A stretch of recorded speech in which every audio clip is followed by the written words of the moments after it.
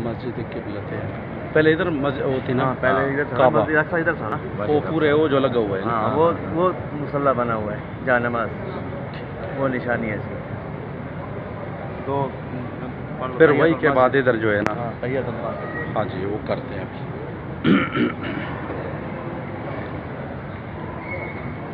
मस्जिद किबलत है। मस्जिद है।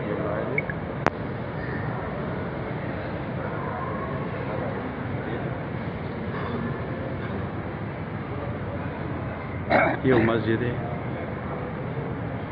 जहाँ पे इब्तिदाई इस्लाम में इस साइड पे लोग हुज़ूर सल्लल्लाहु अलैहि वसल्लम सारे सहाबा और मुसलमान नमाज़ पढ़ते थे।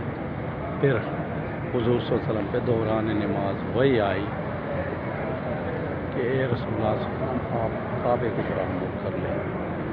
तो आप सल्लल्लाहु अलैहि वसल्लम ने नमाज के दौरान ही मुँह इधर फेर लिया और नमाज अदा की। तो काबा हमारा चेंज हो गया जी।